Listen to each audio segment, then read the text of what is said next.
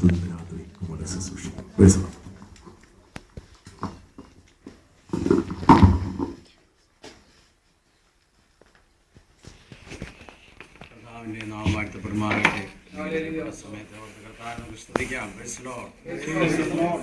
പ്രവചനം അല്ലെങ്കിൽ 54-ാം അധ്യായത്തിന്റെ അതിന്റെ 16-ാമത്തെ വാക്യം നമുക്ക് വായിക്കാം.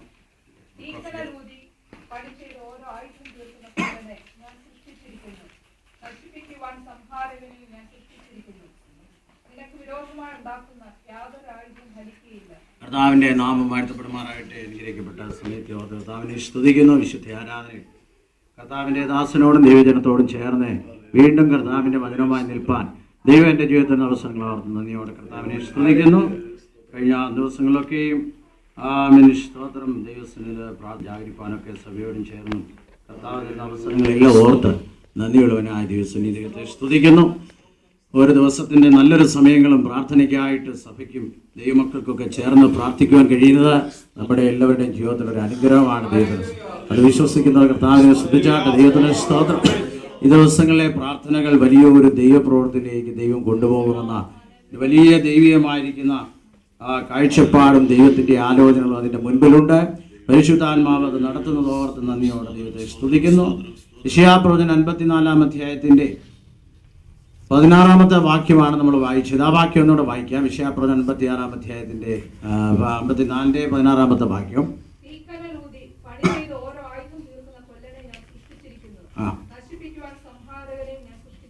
അടുത്ത വാക്യം വളരെ സുപരിതമായൊരു വേദഭാഗമാണ് നമ്മൾ വായിച്ചത്. യെശയ്യാപ്രവചനം 54-ാം അധ്യായത്തിൽ പ്രവാചകനായ യെശയ്യാവ് ആമീൻ ഹല്ലേലൂയ ആമീൻ സ്തോത്രം ഇസ്രായേലിനോടുള്ള ബന്ധത്തിൽ എക്കാലഘട്ടത്തിലുള്ള ദൈവമക്കളോട് പറയുന്ന ഒരു ദൈവത്തിൻ്റെ ആലോചനയാണ്. നിനക്ക് വിരോധമായി ഉണ്ടാക്കുന്ന യാതൊരായുധവും ഫലിക്കുകയില്ല. എപ്പോഴും പ്രാർത്ഥനകളിലും പ്രൈസ് ലോർഡ് അപ്പോൾ തന്നെ വാക്കുകളിലും നമ്മുടെ ജീവിതത്തിൻ്റെ എല്ലാ സന്ദർഭങ്ങളിലും ഈ വാക്യം നാം ഓർക്കാറുള്ളതും നാം പറയാറുള്ളതാണ്. ദൈവത്തിന് സ്തോത്രം. അവിടെ നമുക്ക് കാണും, നമുക്ക് വിരോധമായി ഉണ്ടാക്കുന്ന യാതൊരായുധവും ഫലിക്കുകയില്ല. ദൈവത്തിന് സ്തോത്രം ചെയ്യുന്നു. അപ്പോൾ ഒരു കാര്യം ഈ വാക്യത്തിൽ നിന്ന് വ്യക്തമാണ്, വിരോധി നമുക്കുണ്ട്. ഈ വാക്യം ചിന്തിക്കുമ്പോൾ ദൈവമക്കൾ മനസ്സിലാക്കേണ്ടത് നമുക്ക് വിരോധമായി ഉണ്ടാക്കുന്ന യാതൊരായുധവും ഫലിക്കുകയില്ല. അപ്പോൾ വിരോധി നമുക്കുണ്ട്. നമ്മുടെ വിരോധി എന്ന് പറയുന്നത് മനുഷ്യരാരുമല്ല. എഫേസ്യ ലേഖനം 6-ാം അധ്യായത്തിന്റെ ആ സുഗതമാകുന്ന വാക്യങ്ങൾ നമുക്കൊന്ന് വായിക്കാം. നമ്മുടെ വിരോധി ആരാണെന്ന് പൗലോസ് വ്യക്തമായി അവിടെ എഴുതിയിട്ടുണ്ട്. നമുക്ക് കാണാതെ അറിയാവുന്നതാണെങ്കിലും ആ വാക്യങ്ങൾ വായിക്കുമ്പോൾ നമുക്കൊരു ബലമാകും. 6-ാം അധ്യായത്തിന്റെ 10-ാമത്തെ വാക്യം ഒന്ന് വായിക്കാം. ഫൈനലി ഒടുവിൽ കർത്താവിലും അവന്റെ അമിത ബലത്തിലും ശക്തിപ്പെടുവേ. എല്ലാത്തിന്റെ അവസാനം ദൈവത്തിന് സ്തോത്രം ദൈവജനത്തിൽ പറയുന്നത് ദൈവമേ കർത്താവിൽ നമ്മൾ ശക്തിപ്പെടുക എന്നുള്ളതാണ്. ദൈവത്തിന് സ്തോത്രം. അടുത്ത വാക്യം എന്താണ്? പിശാചിന്റെ തന്ത്രങ്ങളോട് എതിർത്ത് നിൽപ്പാൻ കഴിയേണ്ടതിന്. അപ്പൊ പിശാചിനോട് എതിർത്ത് നിൽക്കുന്ന ദൈവമക്കൾ മനസ്സിലാക്കേണ്ട ഒരു കാര്യം, ദൈവത്തിന്റെ സ്തോത്രം, പിശാച് വളരെ തന്ത്രമുള്ളവനാണ്. Praise Lord. സാധാരണക്കാരനല്ല. പിശാച് വളരെ ആമേൻ സ്തോത്രം പോരാടുന്നവനാണ്. അവൻ ആമേൻ സ്തോത്രം ഇസ്രായേൽ ജനത്തെ ആരാധനയ്ക്ക് വിടാത്തവനാണ്. വിവിധ നിലകളിൽ പിശാചിന്റെ കൗശലങ്ങളെ നമുക്ക് കാണുവാൻ കഴിയുന്നുണ്ട് ദൈവവചനത്തിൽ. അവിടെ പറയുന്നു, പിശാചിന്റെ തന്ത്രങ്ങളോട് എതിർത്ത് നിൽപ്പാൻ കഴിയേണ്ടതിന് ദൈവത്തിന്റെ സർവായുധ വർഗം ധരിക്കുക. ദൈവത്തിന് സ്തോത്രം ചെയ്യുന്നു. അപ്പോൾ സാത്താന്യ ശക്തിയെ ജയിക്കണമെങ്കിൽ ദൈവത്തിന്റെ ആയുധ വർഗം നമ്മൾ ധരിക്കണം. എന്തെല്ലാമാണ് അവിടെ പറയുന്നത്? അടുത്ത വാക്യം വായിക്കാം. നമുക്ക് പോരാട്ടമുള്ളത് ആരോടല്ല? ജഡരക്തങ്ങളായ മനുഷ്യരോടോ ആരോടും നമുക്ക് പോരാട്ടമില്ല. ഒരു ആത്മീയന് പോരാട്ടം എപ്പോഴും ആമേൻ സാത്താനോടാണ്.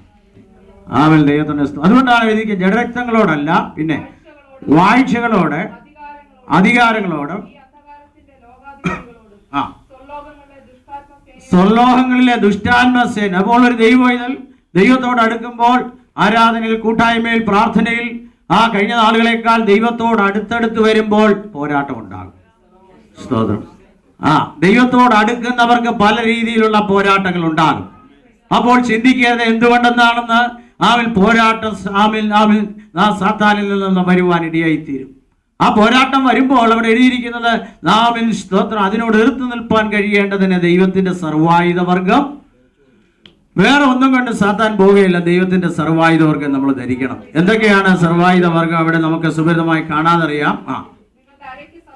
അതാണ് നമ്മുടെ അരയ്ക്ക് സത്യം കെട്ടിയും നീതി എന്ന കവചം ധരിച്ചും.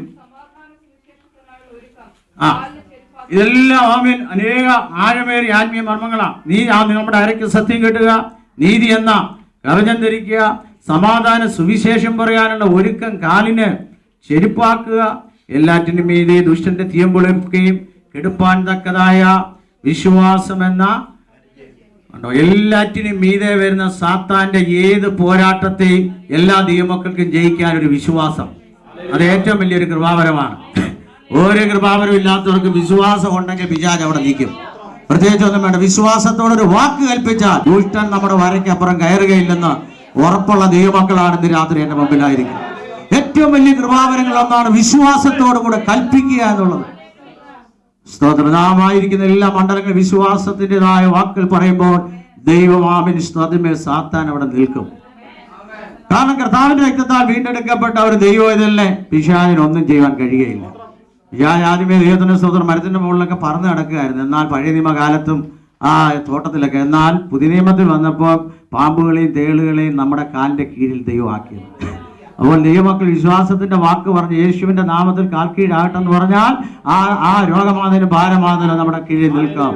ദൈവം നമുക്ക് അവിടെ ഒരു ജയം നൽകുവാൻ ഇടയായിട്ട് അത് പ്രായോഗിക ജീവിതത്തിൽ, പ്രാക്ടിക്കൽ ലൈഫിൽ, അത് അനുദിനം ജീവിതത്തിൽ വളർത്തിയെടുക്കുന്ന ദൈവമക്കളെ ഓർത്ത് ഞാൻ കർത്താവിനെ സ്തുതിക്കുകയാണ്. ജീവിതത്തിൽ വരുന്ന ആ പ്രതിസന്ധികളുടെ നടുവിൽ യേശുവിന്റെ നാമത്തിൽ അതിന്മേൽ ഒരു ജയമെടുക്കത്തക്കവണ്ണം എനിക്ക് നിങ്ങൾക്ക് കഴിയുമെങ്കിൽ നമ്മുടെ ജീവിതം ക്രിസ്തുവിൽ ജയോത്സവമായി നടക്കുകയാണ്. ദൈവത്തിന്റെ ക്രിസ്തു എല്ലാറ്റിനും മീതെ വരുന്ന ഏത് ദുഷ്ടന്റെ തീയമ്പുളൊക്കെയും കെടുപ്പാൻ തക്കതായ വിശ്വാസം എന്ന പരിചയം എടുത്തുകൊണ്ട് നിൽപ്പീൻ എന്നാണ്. അടുത്ത വാക്യം എന്താണ്? രക്ഷയെന്ന സ്ഥിരസ്രവും ദൈവവചനം എന്ന ആത്മാവിന്റെ വാളും. അടുത്ത വാക്യം സകല പ്രാർത്ഥനയാലും യാതനയാലും ഏതു നേരത്തും ആമേൻ. അപ്പൊ പ്രാർത്ഥനയിൽ പൂർണ്ണ സ്ഥിരത കാണിക്കുക. ദൈവത്തിന് സ്തോത്രം. ഹല്ലേലൂയ. അപ്പൊ പ്രാർത്ഥിക്കുമ്പോൾ നമ്മുടെ വിവിധ അനുഭവങ്ങൾ നമ്മൾ ആയുധങ്ങൾ ധരിച്ചുകൊണ്ട് നിൽക്കുമ്പോൾ വിരോധിയായ സാത്താൻ ഒന്നും ചെയ്യുവാൻ കഴിയില്ല. ദൈവം അപ്പൊ നമ്മളൊരു കാര്യം മനസ്സിലാക്കുക, നമുക്കൊരു വിരോധിയുണ്ട്. സാത്താനാണ്. Praise the Lord. അവൻ നമ്മെ ക്രിസ്തീയ ജീവിതത്തിൽ നിന്ന്, നമ്മുടെ ആത്മീയ അനുഭവത്തിൽ നിന്ന്, നമ്മുടെ പ്രത്യാശയിൽ നിന്ന്, നമ്മുടെ ആത്മീയ അനുഭവങ്ങളിൽ നിന്ന് നമ്മളെ വ്യതിചലിപ്പിക്കുവാൻ, പഠിപ്പിക്കുവാൻ, ഇളക്കിക്കളയുവാൻ വിവിധ തന്ത്രങ്ങൾ കൊണ്ടുവരും. അതിലൊക്കെ നാം പൂർണ്ണ ജയം പ്രാപിപ്പാൻ ദൈവം നമ്മെ ബലപ്പെടുത്തുകയാണ്. ദൈവത്തിന് സ്തോത്രം. അതുകൊണ്ടാണ് അതിന്റെ 15-ാമത്തെ വാക്യം ഒന്ന് വായിച്ചാട്ടെ. യെശയ്യാപ്രവചനം 54-ന്റെ 15-ാമത്തെ വാക്യത്തിലേക്ക് വരാം. ആമേൻ.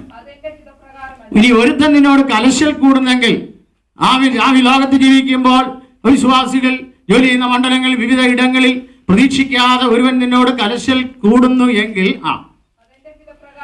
അതൊന്നും ദൈവത്തിന്റെ ഹിതപ്രകാരമല്ല. അടുത്ത വാക്യം, ആരെങ്കിലും നിന്നോട് കലശൽ കൂടിയാൽ ദൈവങ്ങളെന്ന് പറഞ്ഞാട്ടെ, യേശുവിന്റെ രക്തത്താൽ വീണ്ടെടുക്കപ്പെട്ട ദൈവത്തിന്റെ നേരെ ഒരു സാത്താന്യ ശക്തിയുള്ളതായൊരു അനുഭവം വന്നാൽ നമ്മുടെ നിമിത്തം അവൻ വീഴും. സ്തോത്രം. അതുകൊണ്ട് നമ്മുടെ മുകളിൽ, നമ്മുടെ പൊസിഷനിൽ, നമ്മുടെ മണ്ഡലങ്ങളിൽ ഏത് വ്യക്തി ആയിക്കൊള്ളട്ടെ, അവിടെയെല്ലാം ദൈവം നമ്മളെ ജയോത്സവമായി നടത്തുമെന്ന് ഇന്ന് രാത്രി നമുക്ക് ഒരു ഉറപ്പുണ്ടാകണം. ദൈവത്തിന് ഒരുത്തൻ നിന്നോട് കലശൽ കൂടുന്നെങ്കിൽ നീ ഭാരപ്പെടരുത്. നീ ആയിരിക്കുന്ന ഏത് മണ്ഡലത്തിലും അവൻ നിന്റെ നിമിത്തം വീഴും. അവൻ ഒരു ദിവസം നിന്റെ മുമ്പിൽ മുട്ടുകുത്തും. ഇന്നല്ലെങ്കിൽ നാളെ അവൻ നിന്റെ അടുക്കൽ വരും. കാരണം നീ യേശുവിന്റെ രക്തത്തിൽ വീണ്ടെടുക്കപ്പെട്ട അവന്റെ പാദപീഠത്തിലായിരിക്കും ദൈവത്തിലായതുകൊണ്ട് നിന്നെ ഒരു സാത്താൻ ഒന്നും ചെയ്യുവാൻ കഴിയും. ആ ഉറപ്പുള്ള ഒരു കരങ്ങളെടുത്ത് ദൈവത്തെ സ്നേഹിക്കാം. ആ ഉറപ്പാണ് ഇന്ന് രാത്രിയിൽ നമുക്ക് കടന്നു വരുവാൻ ഇടയായത്. എത്ര ഉന്നതനാണെങ്കിലും, ലോകത്തിൽ ഏത് പൊസിഷനിൽ രക്ഷിക്കപ്പെടാത്ത ജാതീയ മണ്ഡലങ്ങളിൽ ഏത് നമ്മുടെ മേലധികാരികൾ ആരെങ്കിലും ഒരു ദൈവത്തിന്റെ നേരെ അവൻ നിൽക്കുകയില്ല. കാരണം ദൈവം തന്റെ രക്തത്താൽ വീണ്ടെടുക്കപ്പെട്ടതാണ്. അതുകൊണ്ടായിരിക്കും അവൻ നിന്റെ നിമിത്തം വീഴും. ആ ഉറപ്പ് നമുക്കുണ്ടാകണം. സ്തോത്രം.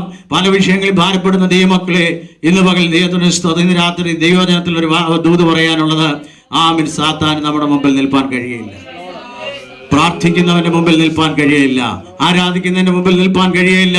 ദൈവകൃപയിൽ നിൽക്കുന്നവന്റെ മുമ്പിൽ നിൽപ്പാൻ കഴിയില്ല. അവൻ ആമേൻ സ്തോത്രം, നിന്റെ മുമ്പിൽ അവൻ നിൽക്കുവാൻ കഴിയുകയില്ല. ദൈവത്തിന് സ്തോത്രം.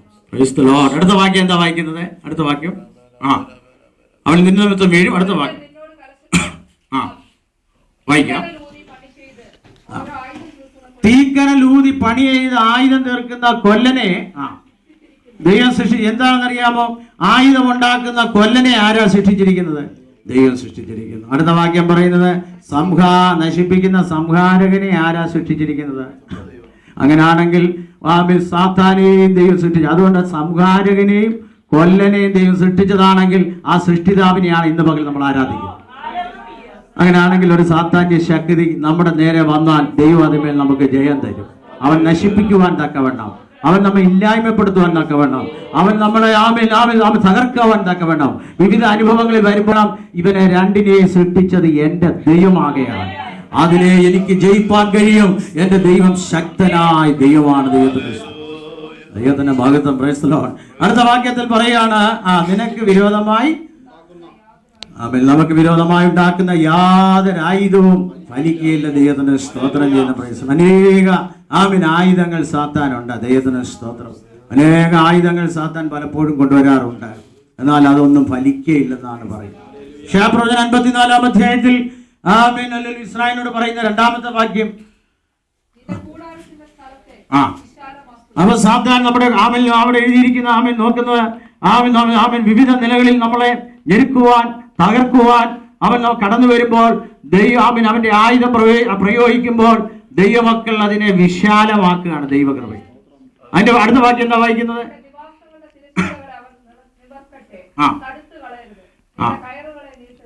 അവിടെ എഴുതിയിരിക്കുന്ന നിവാസങ്ങളുടെ തിരശ്ശീലകളെ ദൈവത്തിന് സ്തോത്രം. അങ്ങനെയെങ്കിൽ അനേക ജീവിതങ്ങൾ കടന്നു വരത്തക്കവണ്ണം ദൈവപ്രവൃത്തി വെളിപ്പെടുത്തക്കവണ്ണം നിവാസങ്ങളെ ദൈവം ഉയർത്തുന്ന ദൈവമാണ്. ആലയത്തെ അതിന്റെ പ്രവൃത്തികളോടുകൂടി ദൈവം ചെയ്യുന്ന ദൈവമാണ്. അതിന് വിരോധമായി എന്തെല്ലാം വന്നാലും ആ വാക്യത്തിൽ എഴുതിയിരിക്കുന്നത് തിരശ്ശീലകളെ നിവർത്തുക, തടുത്തു കളയരുത്. നാം അതിന്റെ കയറുകളെ നീട്ടുക, അതിന്റെ കുറ്റികളെ ഉറപ്പിക്കുക. നീ ഇടത്തോട്ടോ വലത്തോട്ടോ പരക്കും, ജാതികളെ നീ കൈവശമാക്കുന്നു. എന്നാൽ സാത്താന്റെ ആയുധം എന്താണ്? ഇതൊന്നും ദൈവമക്കൾ പ്രാപിക്കാതിരിക്കത്തക്കൊണ്ട് വിവിധ നിലകളിൽ കൊണ്ടുവരും. എന്നാൽ ദൈവത്തിന്റെ വചനത്തിൽ പറയുന്നത് അതൊന്നും ഫലിക്കുകയില്ല. ദൈവമക്കൾക്ക് അതൊരു വിടുതലായി തീരുമെന്നുള്ളതാണ് ദൈവത്തിന്. വിവിധ ആയുധങ്ങൾ സാത്താനുണ്ട്. ദൈവത്തിന് സ്തോത്രം. ഹല്ലേലൂയ. അതിന്റെ താഴെയുള്ള ആ വാക്യങ്ങളിലേക്കൊന്നും ഞാൻ പോകുന്നില്ല. 1-2 വാക്യങ്ങൾ. അതിന്റെ 9-ാമത്തെ വാക്യം ഒന്ന് വായിക്കാം. 9-ാമത്തെ വാക്യം.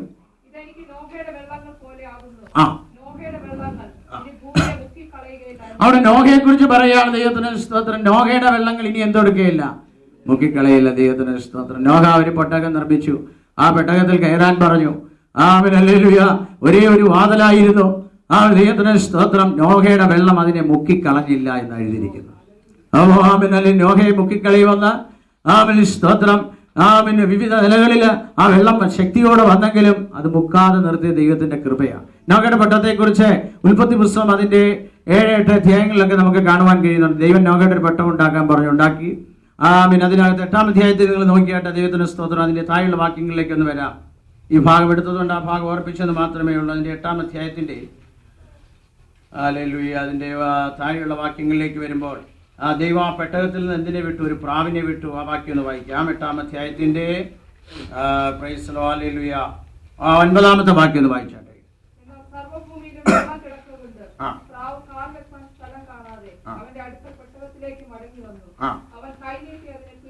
ഒരു പ്രാവിനെ ആദ്യം വിട്ടു. ആ പ്രാവ് ആദ്യം വന്നു, അത് മടങ്ങിപ്പോയി. സ്തോത്രം. അത് ഒരു നിഴലാണ്. പ്രൈസ്. എന്നാൽ അതിന്റെ ഒരു പൊരുളുണ്ട്. പിതാവായ ദൈവം ഭൂമിയിലേക്ക് വന്ന് മനുഷ്യനെ സ്നേഹിച്ചു. എന്നാൽ യാഗങ്ങളിലൂടെ മനുഷ്യനെ അടുപ്പിക്കുവാൻ നോക്കി. വിവിധ അനുഭവങ്ങളിലൂടെ മനുഷ്യനെ അടുത്തില്ല. ആ പ്രാവ് മടങ്ങിപ്പോയി. അതിന്റെ ഒരു ചിന്തയാണ്. രണ്ടാമത് വീണ്ടും ആ പ്രാവ് വന്നു. Praise Lord. വായിച്ചേട്ടെ. അടുത്ത വാക്യം വായിച്ചേട്ടെ. ആ വാക്യം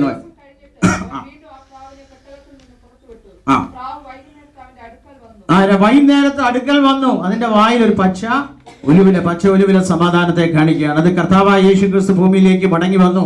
അവന്റെ വേല തികച്ചവൻ മടങ്ങിപ്പോയ അനുഭവമാണ്.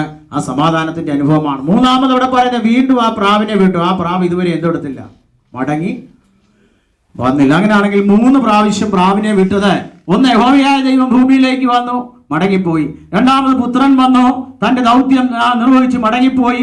മൂന്നാമതൊരു പ്രാവിനെ വിട്ടിരിക്കുക, അത് ഇതുവരെ മടങ്ങിപ്പോയിട്ടില്ല. അങ്ങനെയാണെങ്കിൽ പരിശുദ്ധാത്മാവ് എന്ന പ്രാവ് ഇന്ന് പകൽ നമ്മുടെ നടുവിലുണ്ട്. ത്രിയേക ദൈവത്തിന്റെ ഭൂമിയിലെ പദ്ധതികൾ 3 പ്രാവശ്യമായി നോഹയുടെ പെട്ടകത്തിൽ നിന്ന് ആ പ്രാവിനെ വിട്ടു. ഒന്ന് യഹോവയായ ദൈവം ഭൂമിയിലേക്ക് വന്നു, മടങ്ങിപ്പോയി തന്റെ പ്രവൃത്തി. 2 പുത്രൻ വന്നു, മൂന്നാമത് ഇപ്പോഴും ആ പ്രാവ് നമ്മുടെ നടുവിലുണ്ട്. ഇന്ന് പകൽക്കാലം ജീവിതങ്ങളെ വെടിയിപ്പാനും ആശ്വസിപ്പാനും ആ പരിശുദ്ധാത്മാവിന്റെ ശക്തി നമ്മുടെ നടുവിൽ. ഈ പ്രാവ് മടങ്ങി പോകണമെങ്കിൽ നമ്മളെയും കൊണ്ടേ പോകത്തുള്ളൂ. അതുകൊണ്ടാണ് പൗലോസ് പറയുന്നത്, തടുക്കുന്നവൻ നമ്മുടെ മുൻപിലുണ്ട്. Price the Lord. സാത്താൻ നമ്മളെ തൊടാതിരിക്കാൻ, വിവിധ നിലകളിൽ തൊടാതിരിക്കാൻ പരിശുദ്ധാത്മാവ് സമയത്ത് നമ്മളെ എല്ലാത്തിൽ നിന്ന് വിടുവിക്കുന്നത് ഓർത്ത് നന്ദിയോടെ നമുക്ക് കർത്താവിനെ സ്തോത്രം ചെയ്യണം.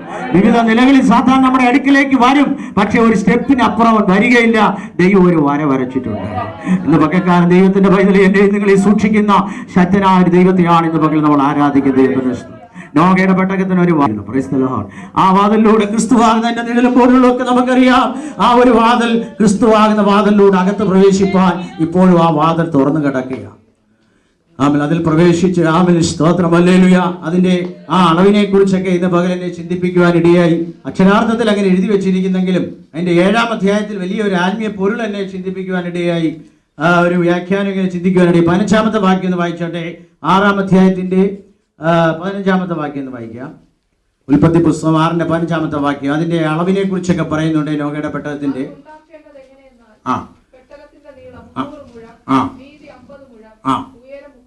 അതൊക്കെ എന്നെ ചിന്തിപ്പിച്ചു. ഉയരം എത്രയാണ്? 30 മുഴം. കറക്റ്റ് 30 പറഞ്ഞിരിക്കുന്നത്. ഞാൻ ചിന്തിപ്പാനിടയായി. ആ 30 മുഴം ഒന്ന് ചിന്തിച്ചപ്പോൾ യേശു ക്രിസ്തു സ്നാനപ്പെട്ടത് 30-ാമത്തെ വയസ്സിൽ. ദൈവത്തിന് സ്തോത്രം. ഒരു ചിന്ത എൻ്റെ ഹൃദയത്തിൽ വരുവാനിടയായി. അത് നോക്കുക, 30-ാമത്തെ വയസ്സിൽ ഹാലലൂയ. കർത്താവ് വയസ്സിന് പ്രാധാന്യം എന്നുള്ളതല്ല, ആ പെട്ടകത്തിന് ദൈവം ഒരു അളവ് വെച്ചിട്ടുണ്ട്. ഇന്ന് പകൽക്കാലം ഈ പെട്ടകത്തിൽ കയറണമെങ്കിൽ ഒരളവ് വെച്ചിട്ടുണ്ട് കേട്ടോ. നമ്മുടെ സാഹചര്യങ്ങളുടെ വ്യവസ്ഥ പ്രകാരം ഇന്ന് ആ പെട്ടകത്തിൽ കയറാനൊക്കത്തില്ല. ക്രിസ്തുവാകുന്ന പെട്ടകത്തിൽ കയറണമെങ്കിൽ കർത്താവിന്റെ കൽപ്പനയാകുന്ന സ്നാനം നീ അംഗീകരിക്കണം. ദൈവത്തിന് സ്തോത്രം ചെയ്യുന്നു. ആ പെട്ടകത്തിന്റെ അളവ് കറക്റ്റ് പറഞ്ഞിരിക്കുകയാണ്. അപ്പോൾ കർത്താവ് ഒരുക്കുന്ന ആ പെട്ടകം, പുതിയ നിയമ ദൈവത്തിൽ ഒരുക്കുന്നതായ സ്തോത്രം വലിയ ആ ദൈവീയ കൂടാരത്തിൽ കയറണമെന്നുണ്ടെങ്കിൽ അതിനൊരു അളവ് ദൈവം വെച്ചിട്ടുണ്ട്. നമ്മുടെ അവസ്ഥയല്ല, നമ്മുടെ വ്യവസ്ഥയല്ല. ദൈവം അതിനൊരു അളവ് വെച്ചിട്ടുണ്ട്. 30 അതിന് വെച്ചിരിക്കുന്നത്. പിന്നീട് പറയുന്നത് എത്രയാണ്? അതിന്റെ വീതി എത്ര? 50.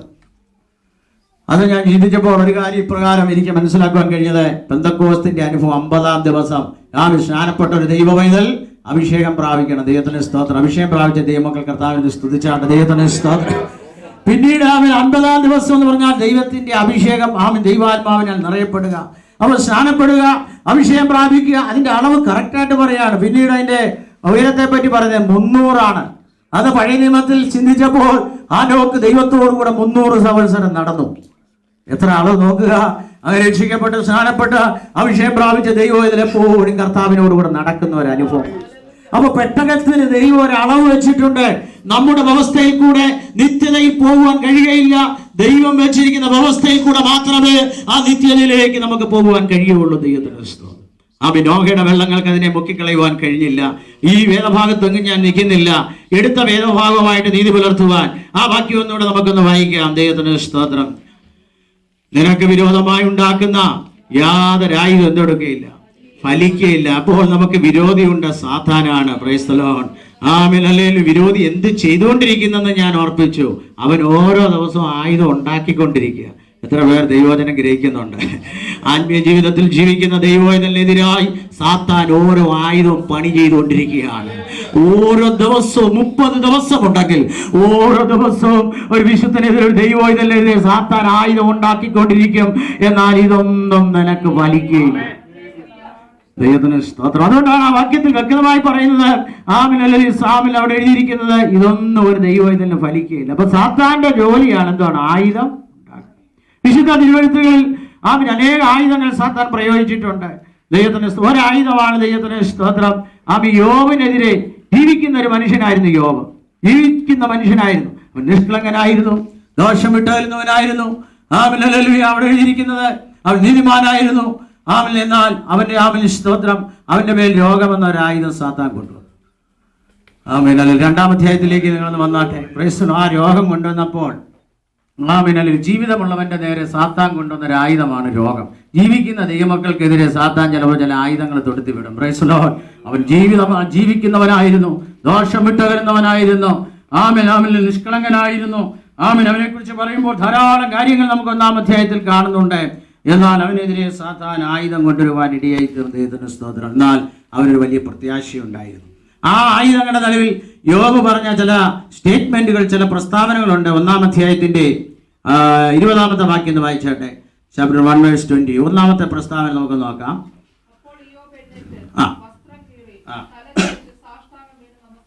അടുത്ത വാക്യം.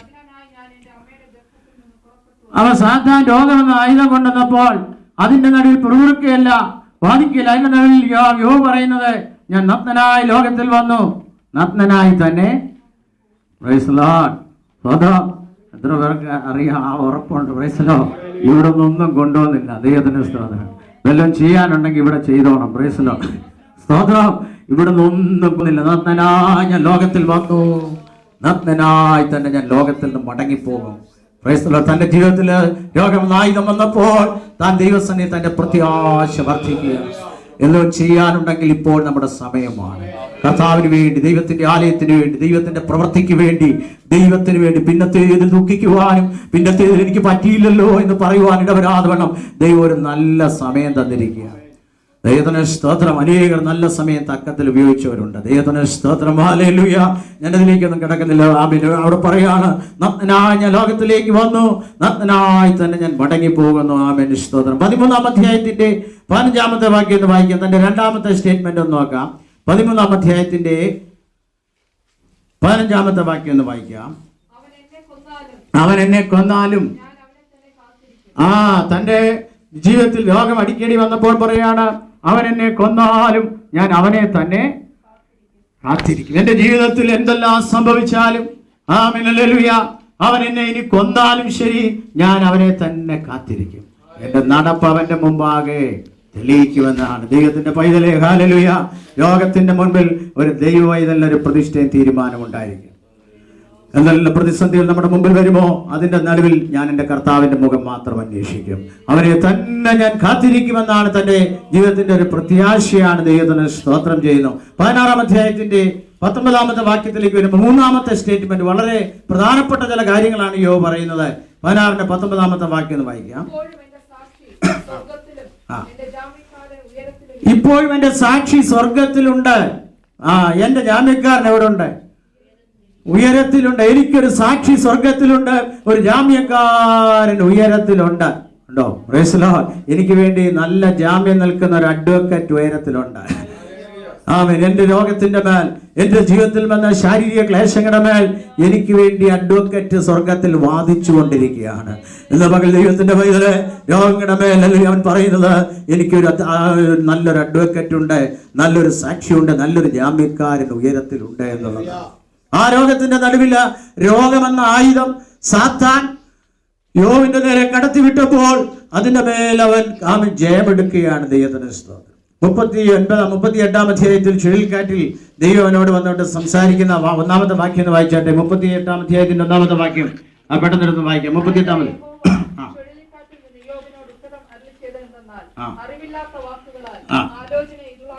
അറിവില്ലാത്ത വാക്കുകൾ ആലോചന. അപ്പൊ എലിഫാസ്, ബിൽദാദ്, എലിഹു, അനേകർ പല അഭിപ്രായങ്ങൾ പറഞ്ഞു. അപ്പൊ യഹോവയായ ദൈവം അവസാനം യോബിനോട് ചോദിക്കുകയാണ്.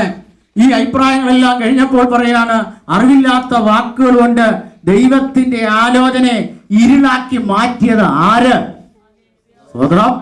ദൈവത്തിന്റെ പരിശുദ്ധാത്മാവ് ദൈവത്തിന്റെ ജനത്തെ കുറിച്ച് ദൈവം ചില ആലോചനകൾ തരുമ്പോൾ അതിനെ സാത്താൻ ഇരുളാക്കി മാറ്റാൻ നോക്കും.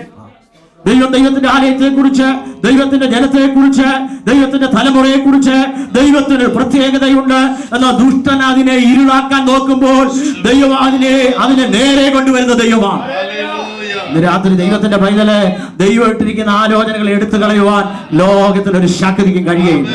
എന്നാൽ നിന്റെ ജീവിതത്തിൽ ചില അധ്യായങ്ങൾ, ചില ചാപ്റ്ററുകൾ നീ കാത്തിരിക്കണം. ചില അധ്യായങ്ങൾ നിന്റെ മുമ്പിൽ കടന്നു പോകും. ചില അധ്യായങ്ങൾ കഴിയുമ്പോൾ ദൈവം നിനക്ക് വേണ്ടി ഒരു ചാപ്റ്റർ തുടങ്ങും. നിന്റെ ജീവിതത്തിന് വേണ്ടി ദൈവം ഒരു അധ്യായം കുറിക്കുന്ന സമയമുണ്ട്. നിന്റെ തലമുറയ്ക്ക് വേണ്ടി ഒരു അധ്യായം കുറിക്കുന്ന സമയമുണ്ട്.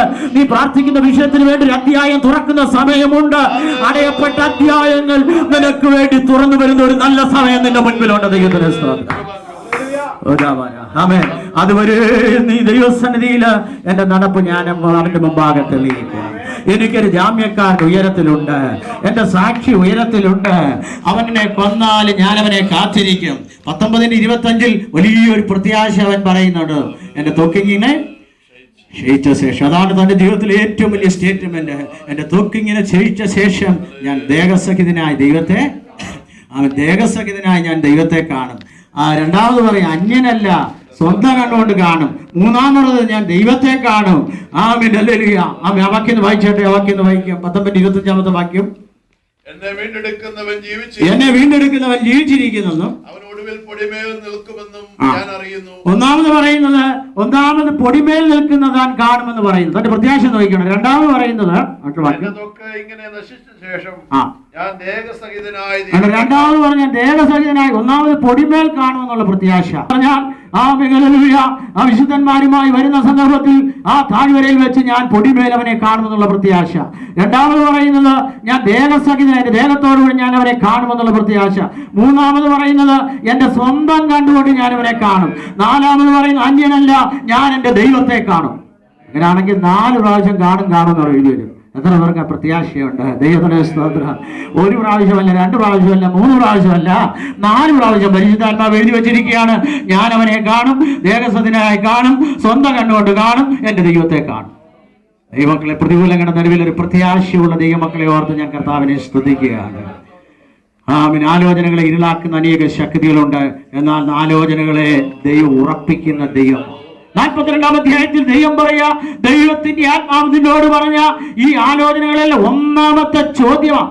81 ചോദ്യം 38-ാം അധ്യായം മുതൽ ദൈവം ചോദിക്കുന്നുണ്ട്.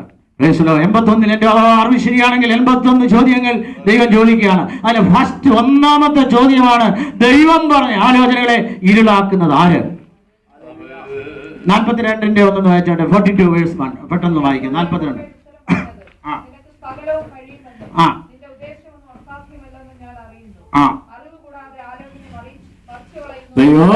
ദൈവത്തോട് അറിവ് കൂടാതെ ആലോചനയെ ദൈവം ചോദിച്ചു, ആലോചന ഇരുളാക്കുന്നത് ആരാണ്? ഇപ്പൊ യോബ് ദൈവത്തോട് ചോദിക്കുക, ആലോചനയെ മറിക്കുന്നത് ആരാണ്? ആലോചന കേട്ടോ ദൈവത്തിലെ കുറച്ച് കഴിയുമ്പോൾ ആലോചന മറിഞ്ഞു പോകില്ല കേട്ടോ. ദൂത് കേട്ട ദൈവത്തിന് ദൂതിൽ ഉറയ്ക്കണം. ദൈവം ഒരു കാര്യം സംസാരിച്ചെങ്കിൽ അങ്ങനെ തന്നെ സംഭവിക്കും. ദൈവത്തിന്റെ സ്തോത്രം. ദൈവം പറയണ ആലോചന ഇരുളാക്കിയത് ആരാണ്? നിന്റെ ജീവിതത്തിന്റെ മഹത്വരമായ പ്രത്യാശയുടെ, നിന്റെ കുടുംബത്തെ കുറിച്ച്, നിന്റെ തലമുറയെ കുറിച്ച്, പിന്നത്തേത് നിന്റെ മുൻകാലത്തെ നിന്റെ പ്രവൃത്തി, നിന്റെ പ്രത്യാശയൊക്കെ ചോദ്യം ചെയ്തത് ആരാണെന്ന് ദൈവം ചോദിക്കുമ്പോൾ യോബിനറിയത്തില്ല. യോബ് പറയാണ് ഈ ആലോചനയെ മറിച്ചത് ആരാണെന്ന്. ദൈവത്തിന്റെ ഇന്ന് പകൽക്കാലം അതിന്റെ നടുവിൽ ആലോചനയെ മറിക്കുകയും ആലോചന ഇരുളാക്കുന്നവരുടെ നടുവിൽ ദൈവം തന്റെ ആലോചന സ്ഥാപിക്കുന്ന ദൈവമാണ്. എത്ര പേർ എന്റെ മക്കളിൽ വിശ്വസിക്കും? ദൈവത്തിന്റെ സ്ഥാനം. ആലോചനയെ സാധാരണ ഇരുളാക്കിയാലും ആലോചനയെ ദുഷ്ടൻ മറിച്ചാലും ദൈവം ആലോചനകളെ സ്ഥാപിക്കുന്ന ദൈവമാണ് ദൈവത്തിന്. അവൻ സാത്താന്റെ ഒരായുധമാണ് രോഗമെന്ന ആയുധം. ഈ ദിവസങ്ങളിൽ രോഗമെന്ന ആയുധം വിവിധ ഇടങ്ങളിൽ സാത്താൻ വിതറിയിട്ടുണ്ടെങ്കിൽ ഇന്ന് പകൽക്കാലം അതിന്മേൽ ജയമെടുക്കണം. ദൈവത്തിന്റെ ദേഹസഹിതനായ ഞാൻ ദൈവത്തെ കാണും. അതിന്മേലൊരു പൂർണ്ണ ജയം പ്രാപിപ്പാനിടയാണ്. സാത്താന്റെ ഒരായുധമാണ് രോഗം. ദൈവത്തിന്റെ സ്തോത്രം. സാത്താന്റെ ഏറ്റവും ശക്തിയുള്ള വേറൊരു ആയുധമാണ് നമുക്കറിയാം, പ്രാർത്ഥിക്കുന്നവനെതിരെ ഒരു ആയുധം വന്നു. ദാനിയേൽ പ്രവചനം 6-10 വാക്യം. സാത്താൻ കൊണ്ടുവന്നൊരു ആയുധമാണ്. എല്ലാം പല ഭാഗങ്ങളിലേക്ക് കിടക്കുന്ന സമയം ഞാൻ എടുക്കുന്നില്ല. 6-ാം അധ്യായത്തിന്റെ 10 വാക്യം എന്ന് വായിക്കാം. ഹല്ലേലൂയ. ദൈവത്തിന്റെ സ്തോത്രം. 6-ാം അധ്യായത്തിന്റെ 10 വാക്യം.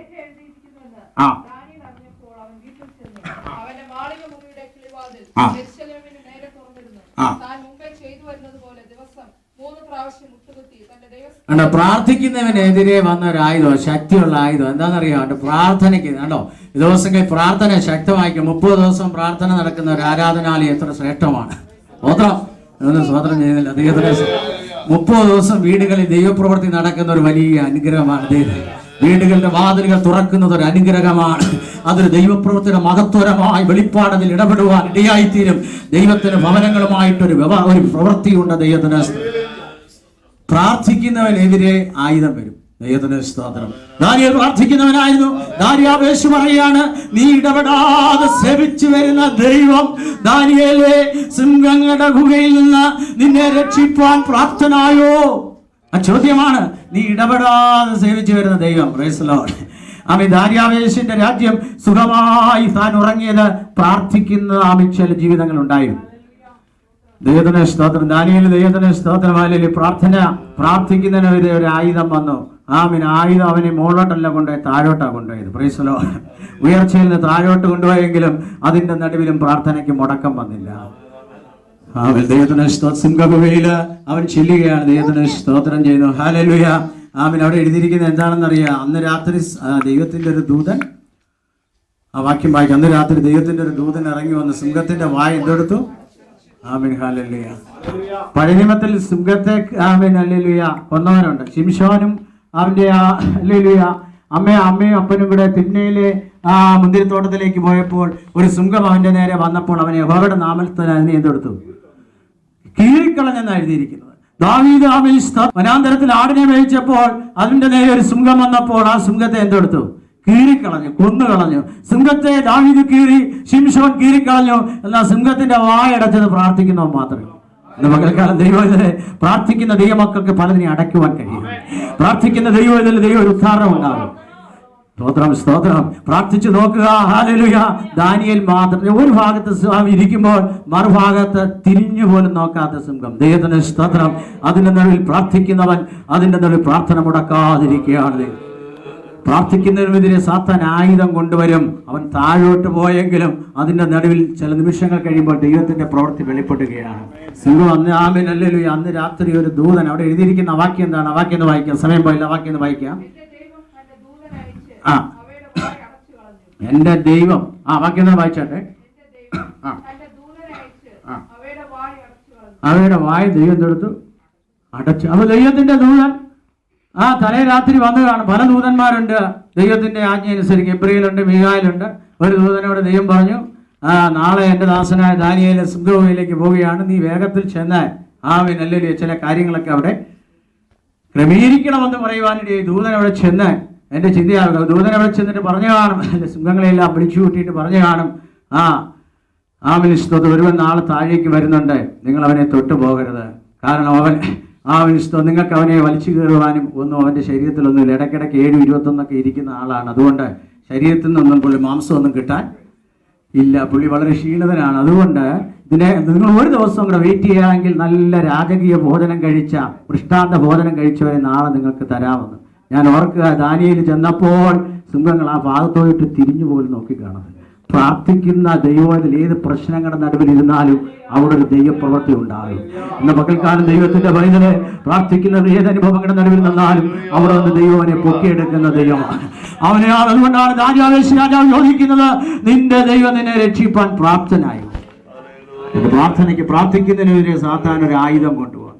ദുഷ്ടൻ പല ആയുധങ്ങൾ നമ്മുടെ നേരെ കൊണ്ടുവരും. നമുക്ക് വിരോധമായി ഉണ്ടാക്കുന്ന യാതൊരു ആയുധവും ഫലിക്കുകയില്ല. ജീവിക്കുന്നതിനെതിരെ സാത്താൻ ആയുധം കൊണ്ടുവന്നു, പ്രാർത്ഥിക്കുന്നവനെതിരെ സാത്താൻ ആയുധം കൊണ്ടുവന്നു. ഇന്ന് പകൽക്കാലം ഒരു ദൈവത്തിനെതിരെ പല ആയുധങ്ങൾ സാത്താൻ കൊണ്ടുവരും, അതൊന്നും ഫലിക്കുകയില്ല. നിനക്ക് വിരോധമായി ഉണ്ടാക്കുന്ന യാതൊരു ആയുധവും ഫലിക്കുകയില്ല. ഏലിയാവിനെതിരെ സാത്താൻ കൊണ്ടുവന്ന ആയുധം വേറൊന്നുമല്ല, നിരാശയായിരുന്നു. സ്തോത്രം. കിടക്കുമ്പോൾ ദൈവത്തിനറിയാം, ഇവിടെ കാക്കയെ വിട്ടിട്ട് കാര്യമില്ല, ഇവിടെ സരാഫാത്തിലെ വിധവയുടെ അടുക്ക വിട്ടിട്ട് കാര്യമില്ല. അവിടെ ദൂതൻ തന്നെ ഇറങ്ങി വരിക. കാക്കയെ വിടേണ്ട സമയത്ത് കാക്കയെ വിടുന്നു, സരാഫത്തിൽ അയക്കേണ്ട സമയത്ത് സരാഫത്തിൽ അയക്കുന്നു. എന്നാൽ ദൂതൻ ഇറങ്ങേണ്ട വിഷയത്തിന് ദൂതൻ തന്നെ ഇറങ്ങുന്നു. ദൈവത്തിന്റെ വൃത്തിന് വേണ്ടി ദൈവം ചെയ്യേണ്ട സമയങ്ങൾ ദൈവം അതിശയകരമായി ചെയ്യുന്ന ദൈവമാണ്. ഇന്ന് പകൽക്കാലം ദൈവത്തിന്റെ പൈതല് ദൈവത്തിനറിയാം എപ്പോൾ എങ്ങനെ എപ്രകാരം ചെയ്യണമെന്നുള്ളത്.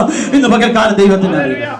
കാക്കയെ അവിടെ വിട്ടില്ല, സരാഫത്തിലേക്ക് അവനെ വിട്ടില്ല, നേരെ മറിച്ച് ദൂതൻ അവിടെ ഇറങ്ങിയ നിരാശ മാറ്റുവാൻ, അവന്റെ ഭാരം മാറ്റുവാൻ യഹോവയ്ക്ക് വേണ്ടി അവൻ ഒരുത്തൻ മാത്രം. ആമേൻ. ബാലിന്റെ 450 പ്രവാചകന്മാരുടെ മുൻപാകെ അവൻ ദൈവത്തിന് വേണ്ടി നിന്നതുകൊണ്ട് അവൻ ഭാരപ്പെട്ട ദൈവത്തിന്റെ ആരാധന വിഷയത്തിന് വേണ്ടി അവൻ ഒരുവൻ മാത്രം നിൽക്കുമ്പോൾ, ഹല്ലേലൂയ, ഇന്ന് പകൽക്കാല ദൈവത്തിന്റെ പൈതലെ അവനെ ലജ്ജിപ്പിക്കാതിരിക്കത്തക്കവണ്ണം സ്വർഗത്തിലെ ദൈവം എന്ത് ചെയ്തെന്നറിയാമോ? ഒരു വലിയ തീ ഇറക്കി. സ്വതന്ത്രം തീ ഇറങ്ങി വന്ന് എവിടെ ദഹിപ്പിച്ചെന്നറിയാമോ? യാഗത്തെ ദഹിപ്പിച്ചോ, ആ തോട്ടിലെ വെള്ളത്തെ ദഹിപ്പിച്ചോ, മണ്ണിനെ ദഹിപ്പിച്ചോ, അതിന്റെ വിറകിനെ ദഹിപ്പിച്ചോ. തീ ഇറങ്ങി വന്നിട്ട് അവിടെ നിന്ന് ആർക്കും കേട് വന്നില്ല. ദഹിപ്പിക്കേണ്ടതിനെ മാത്രമേ ദഹിപ്പിച്ചോളൂ. തോട്ടിലെ കല്ല് വരെ ദഹിപ്പിച്ചു കളഞ്ഞെന്ന് പരിശുദ്ധാത്മാവിടെ എഴുതി വെച്ചിരിക്കുന്നു. വിറക് നാമിൽ ദഹിപ്പിച്ചു കളഞ്ഞു. തീ ഇറങ്ങി വന്ന് യാഗവസ്തു ദഹിപ്പിച്ചു. എന്നാൽ അവിടെ നിന്ന് 450 പേരെയോ ഏലിയാവിനെയോ ആരെയും തീ നശിപ്പിച്ചില്ല. ദൈവത്തിന്റെ പരിശുദ്ധാത്മാവ് ഇറങ്ങി വരുമ്പോൾ തൊടേണ്ടതിനെ മാത്രമേ ദൈവം തൊടുകയുള്ളൂ. ഇന്ന് പകൽക്കാലം ദൈവത്തിന് അറിയാം ആത്മാവ് ഏതിനെല്ലാം രൂപാന്തരപ്പെടുത്തിക്കൊണ്ടിരിക്കണം. ദൈവത്തിന്റെ തീ എവിടെ ഇറങ്ങണമെന്നും ഏതിനെ തൊടണമെന്നും ഏതിനെ തുടരണമെന്നും ഇന്ന് പകൽക്കാലം എന്റെ ദൈവത്തിന് അറിയാം. ദൈവത്തിന് തൊടേണ്ടതിനെ മാത്രമേ ദൈവം തൊടുകയുള്ളൂ. ദൈവത്തിന് ആവശ്യമുള്ളതിനെ മാത്രമേ ദൈവം കരങ്ങളിൽ എടുക്കുന്ന ദൈവമാണ്. എല്ലാത്തിനെയും ദൈവം തൊടുന്ന ദൈവമല്ല. എല്ലാത്തിനെയും ദൈവം ദഹിപ്പിക്കുന്ന ദൈവമല്ല. എല്ലാത്തിനെയും ദൈവം തൊടുന്ന ദൈവമല്ല. തൊടേണ്ടതിനെ മാത്രമേ ദൈവം തൊടുകയുള്ളൂ. ദൈവത്തിന് ആവശ്യമുള്ളതിനെ മാത്രമേ ദൈവം കരങ്ങളിൽ എടുക്കുകയുള്ളൂ. ഇത് പകൽക്കാലം ആ തീ ഇറങ്ങത്തക്കവണ്ണം നീ അവന്റെ വ്യവസ്ഥയുടെ ഉള്ളിൽ ആയിരിക്കുന്നതെന്ന് പരിശുദ്ധാത്മാവിന്റെ പകൽക്കാലം വചനത്തിലൂടെ ഒരു ആലോചന ചോദിക്കുകയാണ്. ആമേൻ, ഹല്ലേലൂയ. അവിടെ 450 പേരുണ്ടായിരുന്നു. അവരെ ആരെ തീ ഇറങ്ങിയില്ല. ദൈവത്തിന് 450 പേരെ വേണ്ട. ബാലിന്റെ 450 പേരെ വേണ്ട. അവർ അശേര പ്രതിഷ്ഠകളെ ആരാധിക്കുന്നവരെ വേണ്ട. വ്യവസ്ഥ പ്രകാരമുള്ളവന്റെ പേരാ ദൈവത്തിന്റെ തീ ഇറങ്ങുന്നത്. ഇന്ന് പകൽക്കാലം ദൈവത്തിന്റെ പൈതല് ദൈവഹിതപ്രകാരമുള്ളതിന്റെ മേൽ ദൈവം തന്നെ തീ അയക്കുകയാണ്. ദൈവത്തിന്റെ സ്തോത്രം. അവിടെയാണ് അവന്റെ നിരാശ മാറുന്നത്. നമ്മുടെ നിരാശ മാറുവാൻ ദൈവം ചില തീ കഷ്ണങ്ങൾ അയക്കുന്ന ദൈവമാണ്. ചില കല്ലുകൾ അവിടെ ദഹിപ്പിച്ചു. ഹല്ലേലൂയ. ഒരിക്കലും ദഹിക്കാത്ത ചില കല്ലുകൾ വരെയും സ്വർഗത്തിലെ തീ ഇറങ്ങിയപ്പോൾ തോട്ടിലെ വെള്ളവും വറ്റി കല്ലും മണ്ണും വരെ ദഹിച്ചു കളഞ്ഞെന്ന് പരിശുദ്ധാത്മാവിടെ എഴുതി വെച്ചിരിക്കുന്നെങ്കിൽ ഒരു കാലത്ത് ദഹിപ്പിക്കാത്തതിനെ ദഹിപ്പിച്ചെടുക്കുന്ന ആത്മാവിന്റെ ശക്തിയുടെ കരം. ആമേൻ, ആമേൻ, ആമേൻ. പരിശുദ്ധാത്മാവ് ഈ ദിവസങ്ങൾ ചിലതിനെല്ലാം കർത്താവ് ഒരുക്കിയെടുക്കേണ്ടതിനായി നമുക്ക് പ്രാർത്ഥിക്കാം. നിരാശകൾ മാറട്ടെ. സാത്താൻ ചില ആയുധങ്ങൾ ഈ ദിവസങ്ങളിൽ കൊണ്ടുവരുമ്പോൾ നിരാശകൾ മാറട്ടെ. ഈ ദിവസങ്ങളിൽ ഭാരങ്ങൾ മാറട്ടെ. രോഗമെന്ന ആയുധം മാറട്ടെ. പ്രാർത്ഥിക്കുന്നതിനെതിരെ ആയുധം മാറട്ടെ. നാം നിനക്ക് വിരോധമായി ഉണ്ടാക്കുന്ന യാതൊരു ആയുധവും ഭരിക്കയില്ല. സാത്താൻ എന്തെല്ലാം ആയുധം കൊണ്ടുവന്നാലും അതിന്റെ പകൽക്കാലം ഫലിക്കുകയില്ലെന്ന് ഉറപ്പുള്ള ദൈവമക്കൾ അല്പസമയം നമുക്ക് കർത്താവിനെ ആരാധിക്കാം. ദുഷ്ടൻ എന്റെ മുൻപിൽ എന്തെല്ലാം ആയുധങ്ങൾ കൊണ്ടുവന്നാലും, രോഗമെന്ന ആയുധം കൊണ്ടുവന്നാലും, നിരാശ എന്ന ആയുധം കൊണ്ടുവന്നാലും, പ്രാർത്ഥനയ്ക്കെതിരെ ആയുധം കൊണ്ടുവന്നാലും, പ്രാർത്ഥനയ്ക്ക് വാതിലുകൾ അടഞ്ഞാലും എന്റെ ദൈവം തുറക്കുന്ന ദൈവമാണ്. വാതിലുകൾ തുറന്നു വരട്ടെ. ആരാധനയ്ക്ക് വേണ്ടി തുറന്നു വരട്ടെ.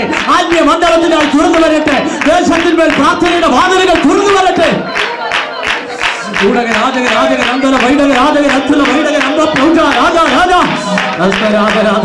ഇതുവരെ അടയപ്പെട്ട വാതിലുകൾ, കുടുംബങ്ങളുടെ വാതിലുകൾ ആത്മീയ ആരാധനയ്ക്കായി തുറന്നു വരത്തക്കവണ്ണം ദൈവമായി നമുക്ക് നേരിട്ടിരിക്കാൻ. ലക്ഷണവിദ്യ ഇസ്രായേലിന് ഫലിക്കുകയില്ല. ആഭിചാരം ഇസ്രായേലിന് ഫലിക്കുകയില്ല. ലക്ഷണവിദ്യ ഇസ്രായേലിന് ഫലിക്കുകയില്ല. രാജഘോലാകലം അവരുടെ നടുവിലുണ്ട്. ഇതാ തനിച്ചു പാർക്കുന്ന ഒരു ജനം ജാതികളുടെ കൂട്ടത്തിൽ എണ്ണപ്പെടുന്നില്ല. ലക്ഷണവിദ്യ ദൈവമക്കൾക്ക് ഫലിക്കുകയില്ല. ഇന്ന് പകൽക്കാലം നമുക്ക് ചിലതൊന്നും ഫലിക്കുകയില്ല. കാരണം ദൈവം നമ്മോട് കൂടെയുള്ള ദൈവത്തിന് അവൻ നമ്മുടെ വീണ്ടെടുപ്പുകാരനാണ്. ഇതിന്റെ കൂടാരത്തെ വിശാലമാക്കുക, തിരുനിവാസത്തെ നീ ഉയർത്തുക. ഹല്ലേലൂയ.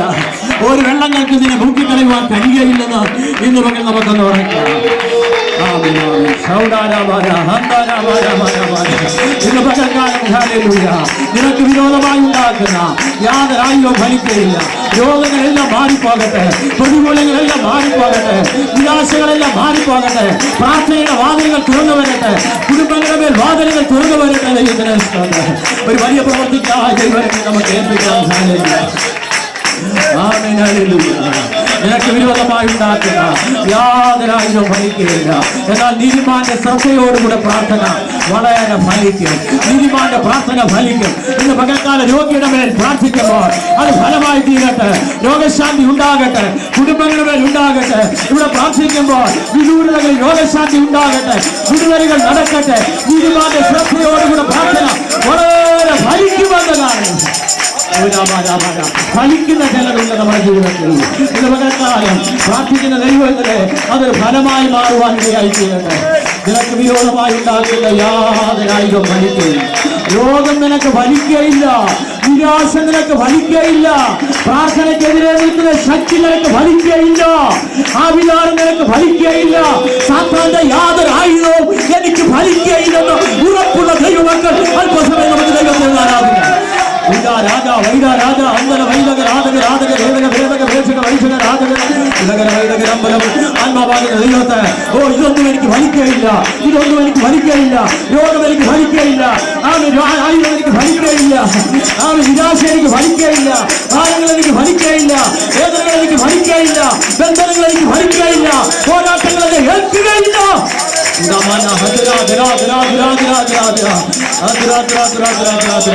ആത്മാവാകുന്ന ദൈവത്തെ അല്പസമയം നമുക്ക് ആത്മാവിനെ ആരാധിക്കാം. നിനക്ക് വിരോധമായി ഉണ്ടാക്കുന്ന യാതൊരു ആയുധവും ഫലിക്കുകയില്ല.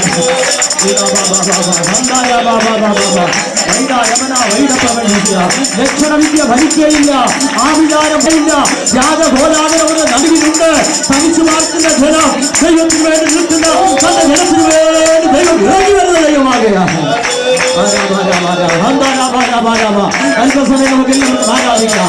ഇന്നത്തെ ആരാധന വലിയ വിടുതൽ നടക്കട്ടെ. അവൻ സാത്താന്റെ ആയുധങ്ങൾ അവൻ ക്രൂശിൽ അവന്റെ പേര് ആയുധവർക്കം നിർത്തിച്ചു. നിനക്ക് വിരോധം പ്രതികൂലമായിരിക്കുന്ന സകല കയ്യെഴുത്തുകളെ വായിച്ച ദൈവം നിനക്ക് വിരോധമായ കയ്യെഴുത്തുകളെ വായിച്ച്, നിനക്ക് പ്രതികൂലമായ കയ്യെഴുത്തുകളെ വായിച്ച് ക്രൂശിൽ നിന്റെ പേര് ജയോത്സവം കൊണ്ടാടിയ ഒരു ജയവീരനായ കർത്താവിനെ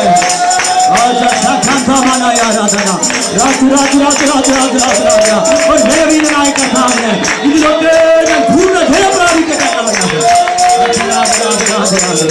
അവരുടെ നിലവിളങ്ങളിൽ നമ്മെ തന്നെ കേൾപ്പിക്കാം.